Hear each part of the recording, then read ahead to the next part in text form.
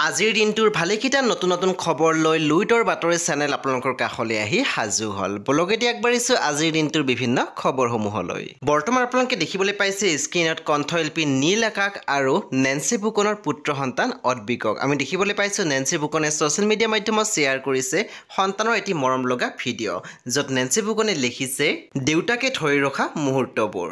এতিয়া আগবাঢ়িছোঁ আন এটি খবৰলৈ। বৰ্তমান স্ক্ৰীনত দেখিবলৈ পাইছে কণ্ঠশিল্পী ৰিচা ভৰদ্বাজক।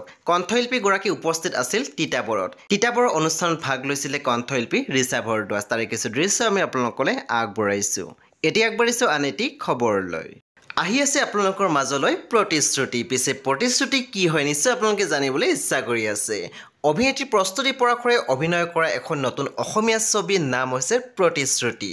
অতি সোনকালে আপোনালোকৰ মাজলৈ আহি আছে এই ছবিখন। প্ৰস্তুতি পৰাশৰে শ্বেয়াৰ কৰা পোষ্টত লিখিছে সমাজৰ অসুৰৰূপী অপৰাধীৰ অস্তিত্ব হ'ব নিৰ্মূল।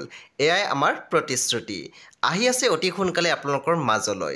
বন্ধু বান্ধৱীসকল, প্ৰতিশ্ৰুতি ছবিখন আপোনালোকৰ মাজলৈ আহি আছে অহা 24 মে তাৰিখে। এতিয়া আগবাঢ়িছোঁ আন এটি খবৰলৈ।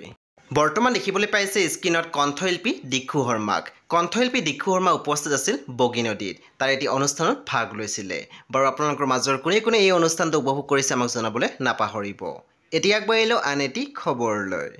বৰ্তমান স্ক্ৰীনত দেখিবলৈ পাইছে অভিনেতা অমিত কুমাৰ বৰাক। আমি দেখিবলৈ পাইছোঁ অভিনেতাজনে ছ'চিয়েল মিডিয়া মাধ্যমত শ্বেয়াৰ কৰিছে পুত্ৰ সন্তানৰ সৈতে বনোৱা এটি মৰম লগা ভিডিঅ'। আপোনালোকে নিশ্চয় স্ক্ৰীনত দেখিবলৈ পাইছে। বাৰু অভিনেতা অমিত কুমাৰ বৰাৰ পুত্ৰ সন্তানৰ কি নাম আমাৰ কমেণ্ট ছেকশ্যন লিখিবলৈ নাপাহৰিব। এতিয়া আগবাঢ়িছোঁ আন এটি খবৰলৈ। বৰ্তমান স্ক্ৰীনত দেখিবলৈ পাইছে জনপ্ৰিয় কণ্ঠশিল্পী জুবিন গাৰ্গক। জুবিন গাৰ্গ উপস্থিত আছিল ডিব্ৰুগড়ৰ অনুষ্ঠানত ভাগ লৈছিলে কণ্ঠশিল্পীগৰাকী। তাৰ কিছু দৃশ্য আমি আপোনালোকলৈ আগবঢ়ালোঁ।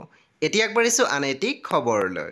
বৰ্তমান দেখিবলৈ পাইছে স্ক্ৰীনত অভিনেতা ৰবি শৰ্মাক। আমি দেখিবলৈ পাইছোঁ অভিনেতাজন উপস্থিত আছিল ফিফি আইলেণ্ডত। অভিনেতাজন বৰ্তমান ব্যস্ত হৈ আছে ৰুদ্ৰ নামৰ ছবিখনৰ শ্বুটিঙৰ কামত। বাৰু ফিফি আইলেণ্ড ক'ত আছে আমাৰ কমেণ্ট ছেকশ্যন লিখিবচোন আপোনালোকে দেই। এতিয়া আগবাঢ়িছোঁ আন এটি খবৰলৈ। অভিনেতা নয়ন নিলিমে শ্বেয়াৰ কৰা এটি পোষ্টত লিখিছে বৃহত্তৰ চৰাইদেউ জিলাৰ বিমলাপুৰবাসী ৰাইজৰ উদ্যোগত পতা ৰঙালী বসন্ত উৎসৱ 2024 সন্মিলনখনিৰ সাংস্কৃতিক সন্ধিয়াৰ শুভ উদ্বোধন কৰোঁ।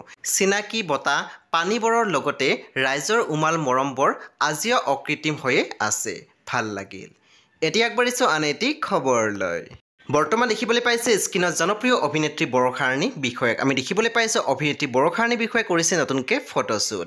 অসমীয়া সাজপাৰে কৰিছে অভিনেত্ৰীগৰাকীয়ে নতুন ফটোশ্বুট। বাৰু অভিনেত্ৰীগৰাকীয়ে শ্বেয়াৰ কৰা এই ফটোসমূহ আপোনালোকৰ কেনেকুৱা লাগিছে আমাৰ কমেণ্ট ছেকশ্যন লিখিবলৈ নাপাহৰিব।